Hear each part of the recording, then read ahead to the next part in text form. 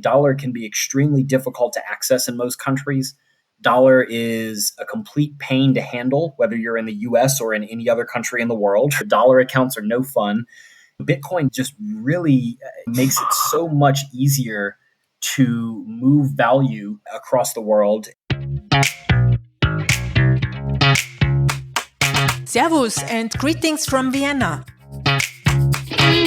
My name is Anita Posch. Thank you for listening to Bitcoin & Co., my podcast that's introducing the philosophy, ideas, and people behind Bitcoin. Hello again. Thanks for tuning in to Bitcoin & Co., my podcast from Austria.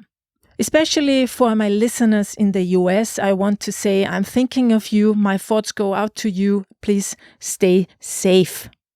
In today's episode, I talk with Chris Maurice, the CEO and founder of Yellowcard Financial, a Nigeria-based Bitcoin and crypto exchange. Chris has started his entrepreneurial endeavors as a SEO consultant at the age of 16. After that, he sold Bitcoin on eBay and in the backrooms of Taco Bell restaurants. Chris tells us how he came up with founding an exchange and why he did that in Africa. If you have a question about the podcast or Bitcoin, feel free to visit the episode page at anita.link/61, where you will find an audio recorder to record your question, as well as a full transcript of our talk. To stay in the loop and not miss an episode, please hit the subscribe button in your podcast player now. You can also subscribe to my newsletter at anita.link/subscribe. Local Bitcoins is one of the most trusted and the largest peer-to-peer trading platforms in the world. On Local Bitcoins, you can buy and sell your Bitcoins in an easy, fast, and secure way, always protected by escrow. Unlike stock-like exchanges, Local Bitcoins allows you to trade with people like you, and you can choose any currency you prefer and find a safe payment method to complete your trade. Local Bitcoins also offers a web wallet, so you can trade and deposit and send out your Bitcoin all in one account. Go to www.localbitcoins.com to buy and sell Bitcoin. Not your keys, not your coins is one of the basic rules in Bitcoin. Therefore, I definitely recommend using a hardware wallet, which is what most professional crypto experts use. For those who have difficulties with the technical requirements and constant maintenance of hardware wallets, there is the card wallet. The card wallet is a very simple and secure solution for long-term storage of Bitcoin and Ethereum. No software updates needed, it's 100% offline, and it leaves no traces on the blockchain. You can give it away as a gift or inheritance. You can send Bitcoin to it, and all you have to do is to store it in a safe place. The manufacturers are the Austrian State Printing House and Coinfinity, Austria's first Bitcoin broker, founded in 2014. Order your card wallet at cardwallet.com/Anita and get 20% off. If you're interested in more Bitcoin-related podcasts, then check out the Let's Talk Bitcoin network at letstalkbitcoin.com, where you can find a number of other highly relevant Bitcoin podcasts today.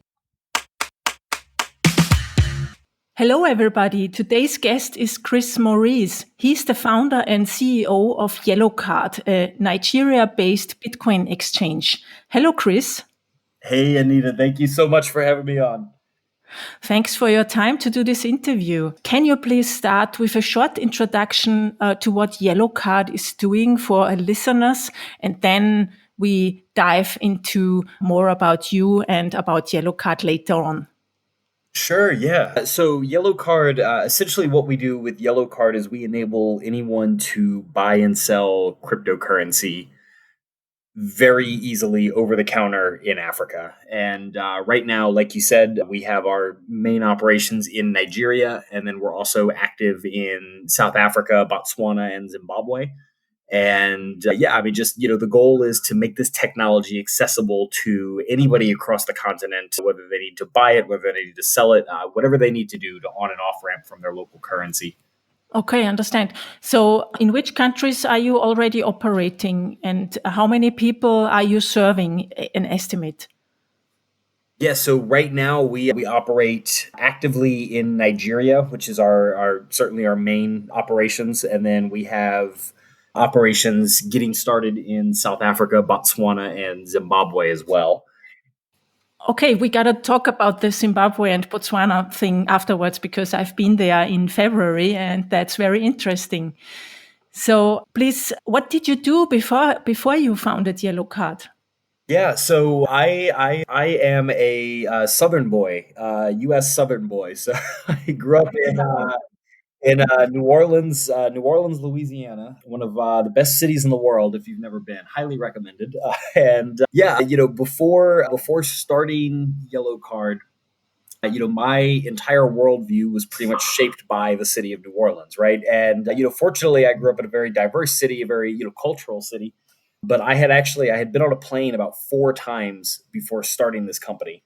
So I had not traveled much at all. Yet somehow in college, while I was in college in Auburn, Alabama, I ended up working with a friend and running a network of factories in Pakistan. And so You were running a network of factories in Pakistan out of the USA. yes, yeah. So I had a good friend who was helping from that side. So he was originally from Pakistan, moved to New York, moved back to take care of things there, and yeah, we were doing clothing, shoes, and then just general logistics of getting product in and around Pakistan. And that gave me really my first experience and my first foray into international business, and it also accidentally got me interested and involved in foreign exchange, just because the Pakistani rupee is not exactly the strongest currency in the world, and just having to deal with that for our normal business operations started me originally looking at more forex markets and currency exchange. And what did you do afterwards? I read something you worked for Taco Bell. Yeah, so basically, after while I was running this, I was still in school, and in 2013, my now co-founder Justin taught me about Bitcoin, right? And uh, Bitcoin made a lot of sense to me immediately because of like I said, because the Pakistani rupee is not the strongest currency in the world. Bitcoin solves a lot of the problems that we were facing there with moving money in the country, moving money out of the country, moving money around the country. And so, definitely from the beginning had a lot of interest in crypto, but I was not about to switch my entire company over to magic internet money. And so, I had to learn a little bit more, right? And so for the next about year and a half, I was just reading about it. I was reading articles, I was reading the white paper, and more information and everything, just to try to understand this technology and this space better. And yeah, what ended up happening is in 2015, after getting a really good idea of the space and what all that looks like, I saw Bitcoin being sold on eBay for a 200% markup. So Bitcoin at the time was about $100, and people were selling it on eBay for 300. And so I sent the link over to Justin, and I said, hey man, we're two relatively smart individuals. We can figure this out. And so we started selling Bitcoin on eBay. And that first week, we did over $40,000 in sales at a two Wow. hundred percent markup. And so, I mean, I'm seeing stars at this point, right? I mean, I'm about ready to drop out of college and just sell Bitcoin on eBay for the rest of my life. And that was when I learned what a credit card chargeback is. So Because people wanted chargebacks. yeah, exactly. So what was actually happening is people were stealing credit cards online, and then they were using those stolen credit cards to buy Bitcoin from us. And so what happens is when you send the Bitcoin, Bitcoin of course is irreversible.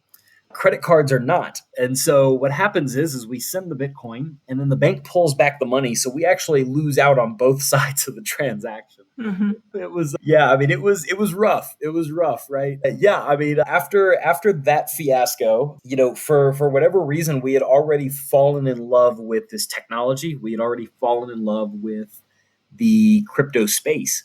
And so what we decided to do was to continue to evangelize and to continue to, spread the good word of Bitcoin and this technology.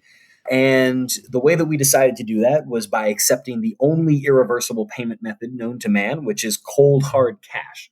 And so we posted ads on Craigslist and other ad platforms. And basically, these ads said, hey, we have Bitcoin. Come meet up with us and give us cash, and we'll give you the Bitcoin.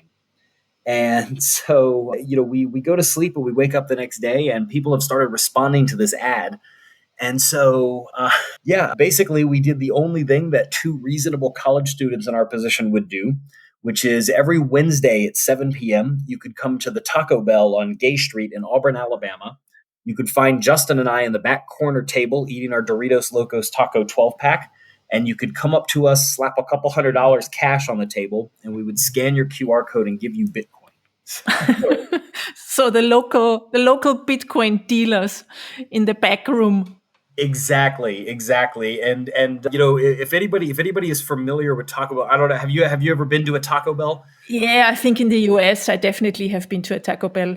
Haven't, you're not missing out on much. But I shouldn't say that. My dream is to have Taco Bell sponsor me one day based on this story. But so if you've ever been to Taco Bell, though, it's it's the perfect amount of apathy, right? The employees there really don't care about their job, and so they don't really care what we're doing in the store. So it worked out well. So.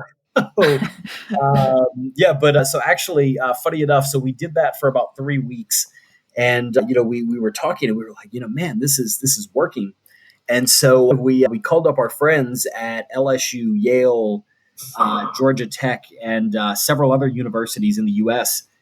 And within another 2 weeks, we had 7 Taco Bells on the eastern United States where you could walk in and buy Bitcoin. And how did people get to know about you? Did you have a website for it, or was it just communications on Facebook or something like that?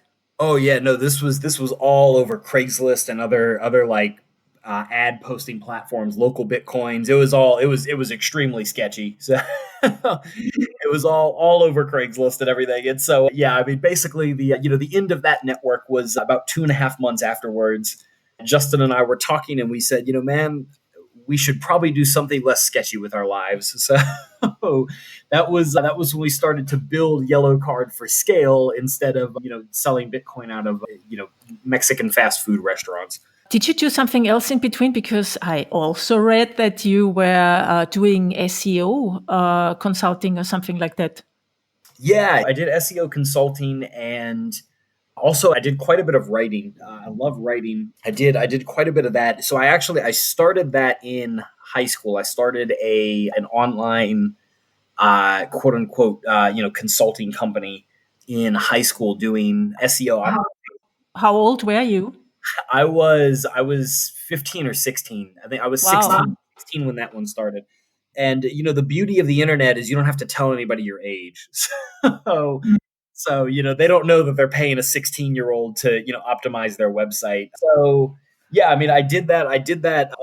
Pretty much all throughout high school and college as well. I mean, even while I was running the factory network and everything, I was still doing some of the SEO and all on the side.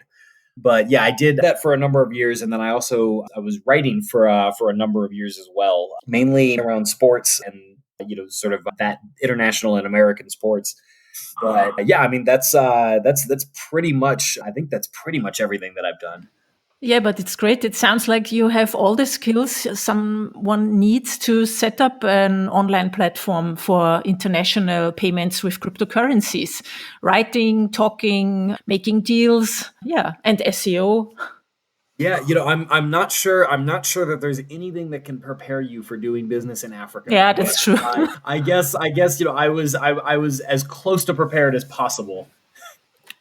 Yeah, but why did you start it in Africa? I mean, what made you decide, let's go to Africa? You could have concentrated on the US market too. There are so many unbanked people in the US. Yeah, there definitely are, right? And, when we were originally starting Yellowcard, the goal was to work in the US market. And our initial idea was to essentially put gift cards in, Walmart or, any other store like that. Very similar to what we're doing now, just in more, big box retail in the US type angle. And while we were building that out, what actually happened is one day, this is now about late 2017, mid to late 2017.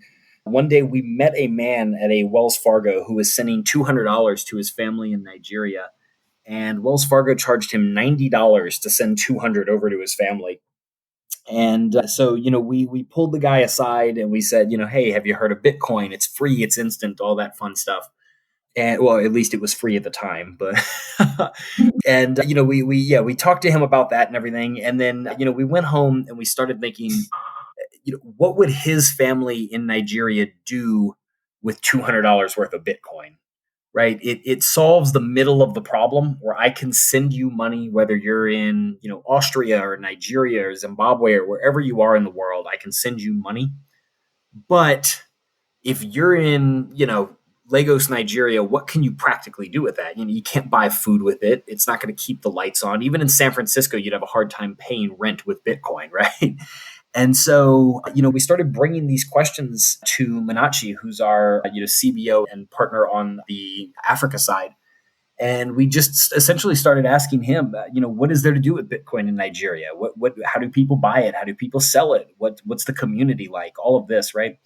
And Muna answered a lot of our questions, and then I think eventually he just got tired of answering our questions, and he said, "Look, if you really want to build for this market, you need to come here." And so, about 2 weeks' notice, I bought two one-way tickets to Lagos, Nigeria, the first time I'd ever left the United States, and went to go start a company. So That's great. I think it's great that he said come to see how it is really on the ground, because everyone can tell you stories about how it is and what the challenges are and the opportunities. But if you're not there, if you're not on the ground, it's not the same.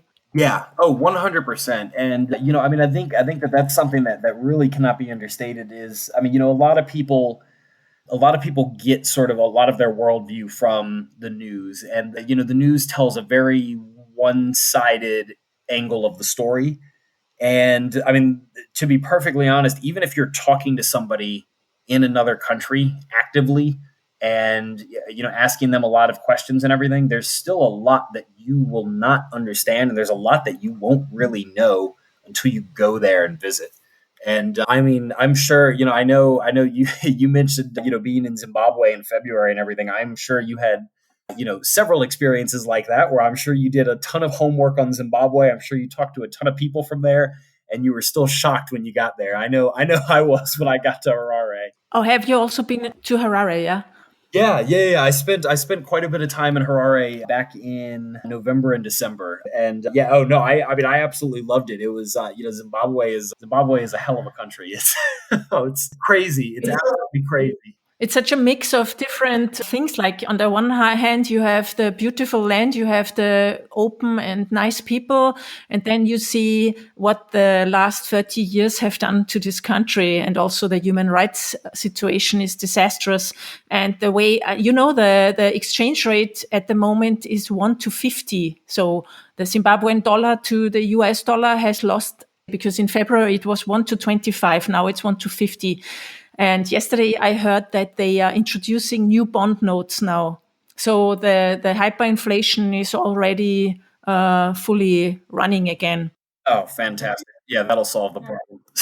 Yeah, exactly. And so you said before you're already operating in Zimbabwe. How is this possible? Because I think Bitcoin is outlawed there. Yeah, so Bitcoin is not outlawed in Zimbabwe. So we're very actively trying to set up operations. So it's one of those countries where we're extremely interested in working there. We have some really great partners on the ground. We're able to do manual transactions, and then we're trying to figure out a way to essentially automate the process so that we can scale it within the country. So, we're able to serve customers in Harare, but really outside of there and outside of, only certain districts in Harare, it's tough because everything has to be done manually right now. And as you know, cash is so important in Zimbabwe.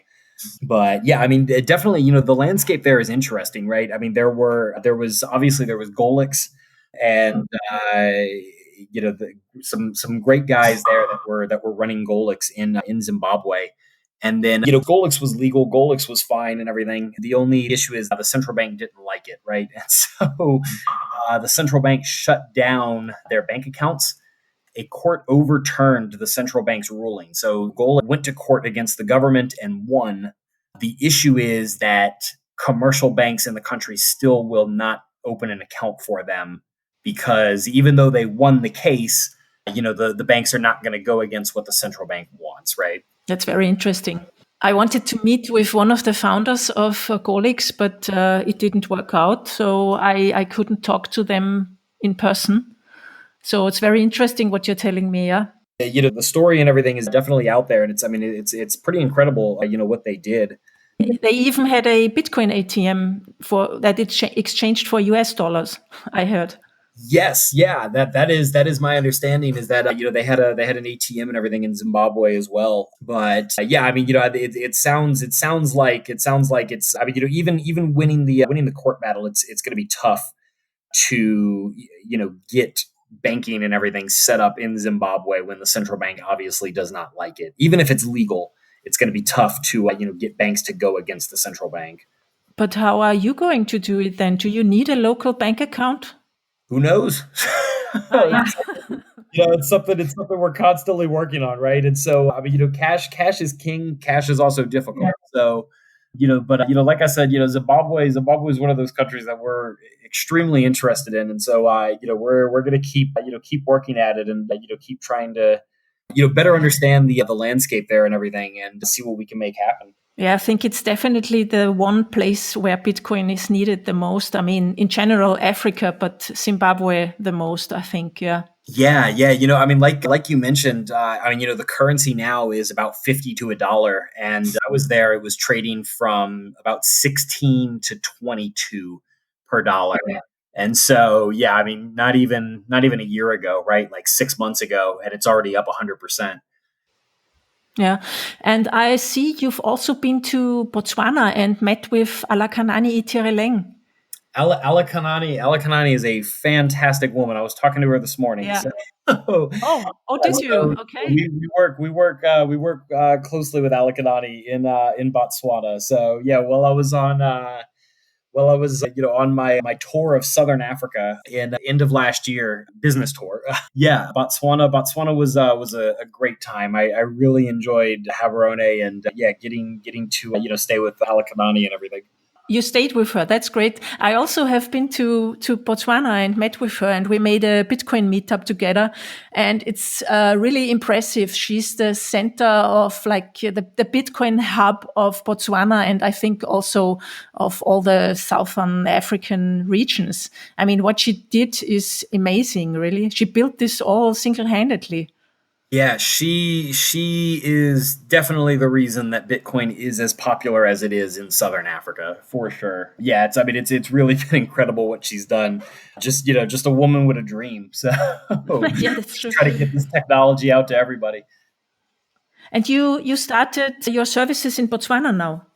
Yes, yeah. So we are working in Botswana, and so customers are able to deposit Pula and buy Bitcoin, and then sell Bitcoin for Pula as well.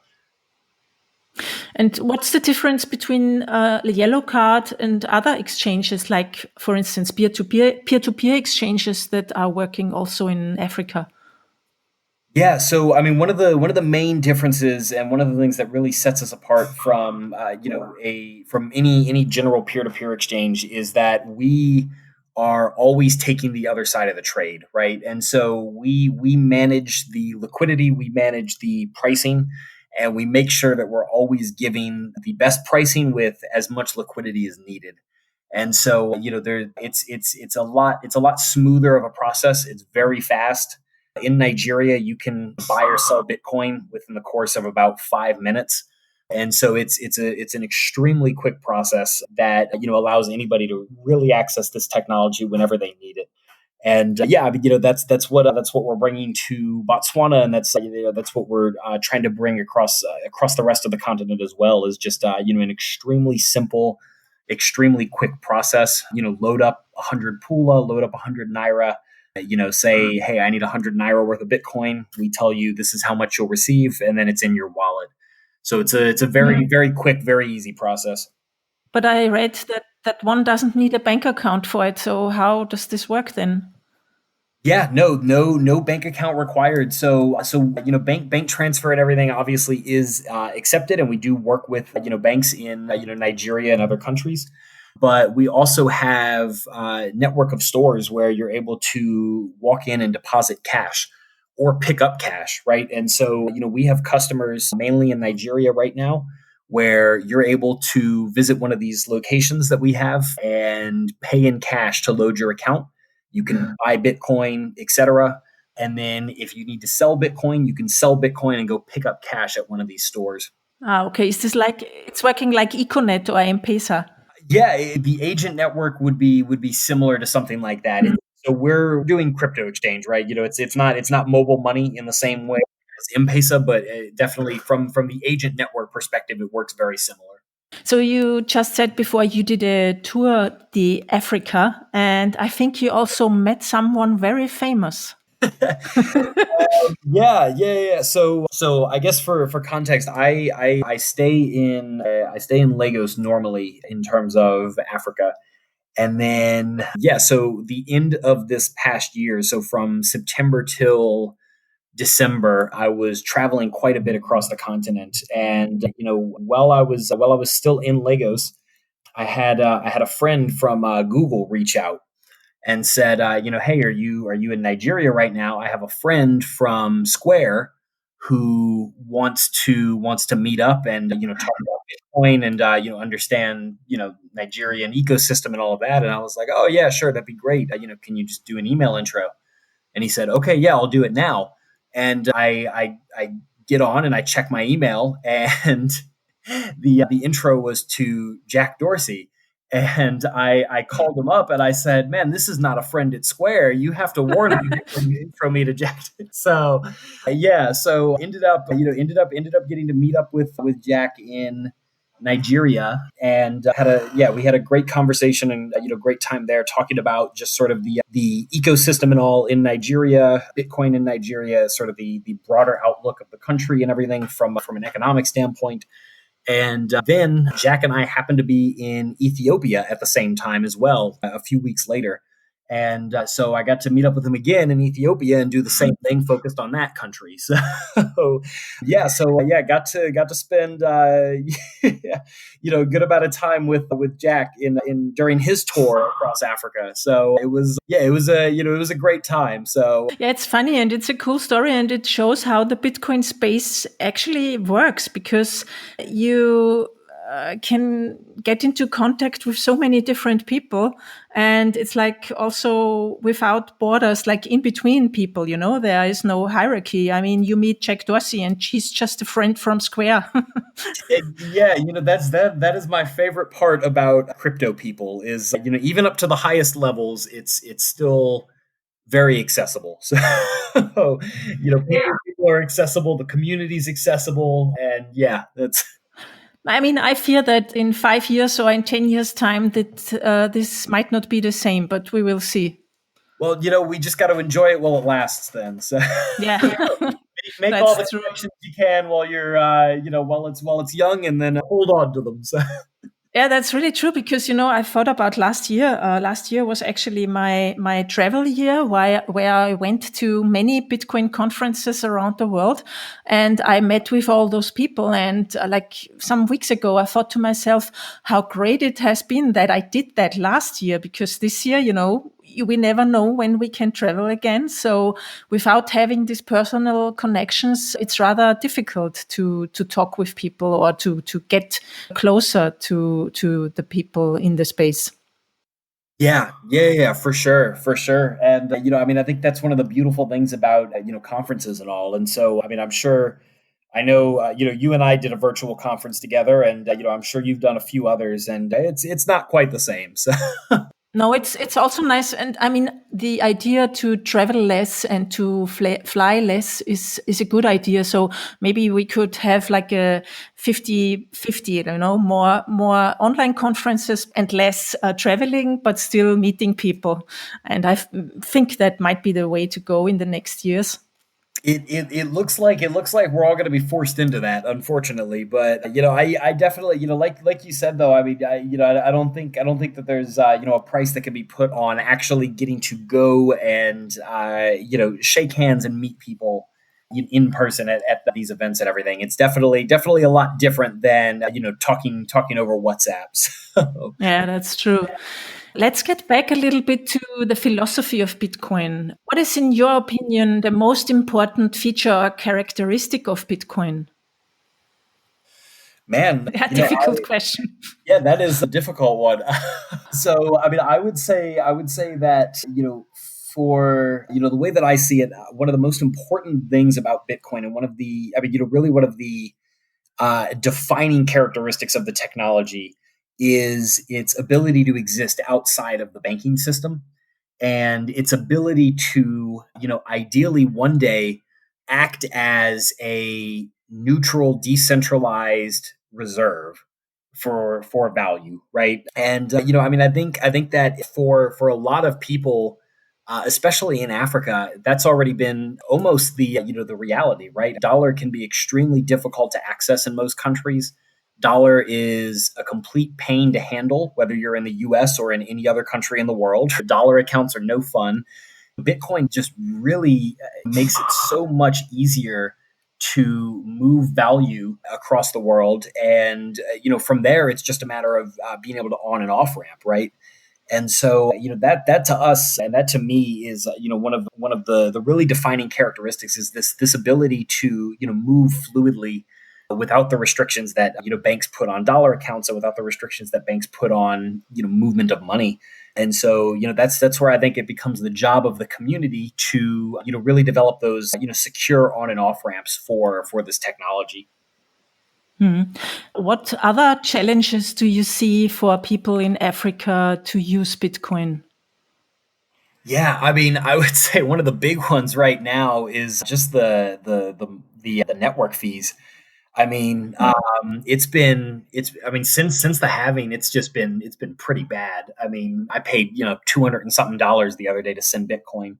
So yeah, I mean, the network fees have been, I mean, ridiculously high, and the problem is, I mean, we have customers that'll move uh, you know, a couple dollars. I mean, like $1 worth of Bitcoin, right?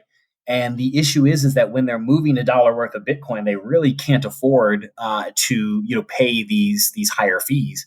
And so, I mean, we have Bitcoin that's been pending on our system, going out of the system for several days because people have put very low priority when they're sending out of their wallet, and I totally understand why.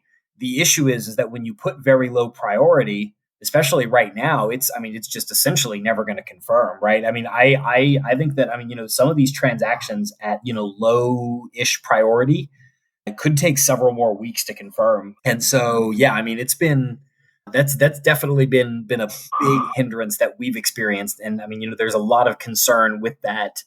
That being said, I think people are resilient, people are smart, and they will figure out a way around that. I mean, so right now, on our platform, you can do free and instant transfers between users of Yellowcard. And so, that's one way to, instantly and, get that Bitcoin over to somebody else. But yeah, I mean, in terms of the network fees, that's definitely something that I would like to see solved, not just for Africa, but for the rest of the world. Yeah, I guess this won't be solved in a way other than when we have the Lightning Network. I mean, I think the mining difficulty has been reset today, so the mempool should be like clearer in the next days. But you're right. I mean, we will have these like many unconfirmed transactions always. Like it will be more in the future. So I guess you're also counting on the Lightning Network for that. Yeah. I mean, I think that innovations and everything like Lightning have a lot of potential. I mean, certainly, the big thing with Lightning is, and I mean, I know that this is sort of what everybody says, but the big thing with Lightning really is the user experience. And I really don't think that that can be taken for granted. User experience is so incredibly important.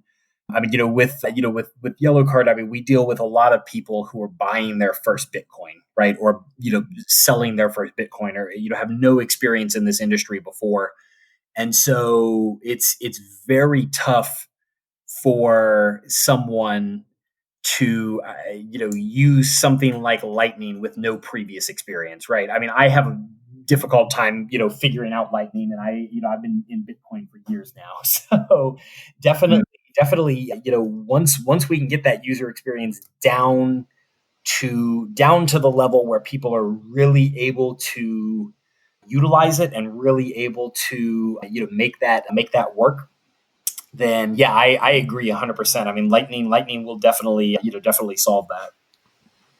Hmm. And how do you see the future of Yellowcard and also the future of Bitcoin and cryptocurrencies in Africa? I mean, just today, Matt Alborg has released new numbers, the Useful Tulips website, about the transaction volume on peer-to-peer exchanges in Africa or in the world. And for the first time, sub-Saharan African trading volume has exceeded Latin American volume. Do you see this trend at Yellowcard too? Do you have higher volumes? And what is the future going to bring? What do you think?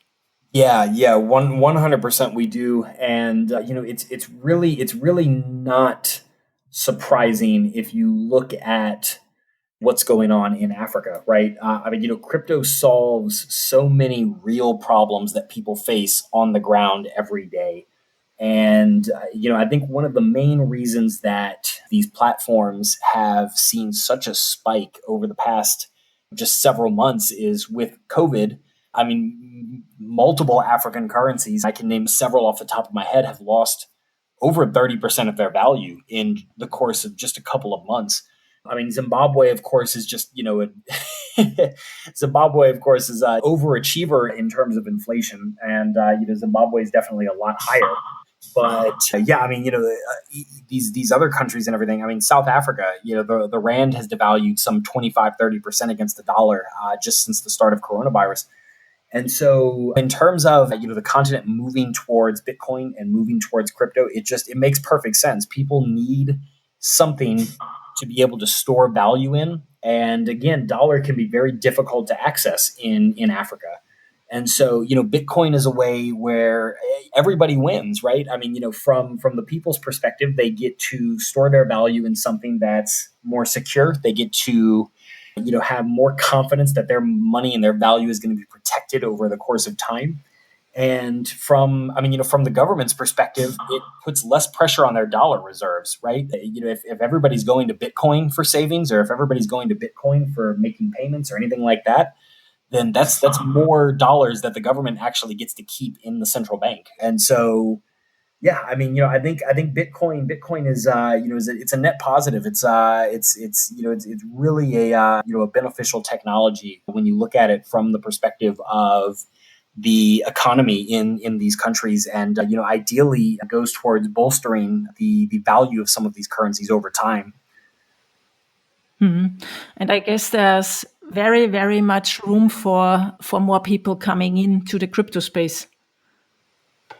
Yeah. Oh yeah. Hey, there is always room for people in the crypto space. So Yeah, I mean, in Africa, even more than in Europe and in the US, but there's a lot of room. Yeah. 2020 is still the early days. I'm telling you. So It's an interesting ride, and it will be interesting for a long time, I think. Yes. Mm. So thank you very much. I think this was a great wrap up for this interview. Please tell our listeners where they can find you and follow your work. yeah. Well, thank you, Anita. I really appreciate your time, and yeah, definitely. Please check out www.yellowcard.io, and then you can follow me on Twitter as well at Chris Maurice. So I will put that in the show notes. Thank you very much and have a good day. Awesome. Awesome. Well, thank you so much, Anita. I really appreciate it. That's it for today. I hope you'll join me again next week. If you like my show, please write a recommendation in your favorite podcast player. If you're a German speaker and want to start using Bitcoin, then I recommend my book to you. It gives a comprehensive jumpstart into becoming a Bitcoin user with recommendations and safety tips. You can buy it on Amazon, or if you prefer to pay with Bitcoin or Lightning, drop me a message at hello@anitaposch.com. I'm currently looking for new sponsors for my podcast, so please feel free to send me a message too. For new updates, please follow me on Twitter @AnitaPosch and subscribe to my newsletter at anitaposch.com/newsletter. Thank you for listening. Music, start with yes, delicate beats. Idea, content and production, yours truly, Anita Posch.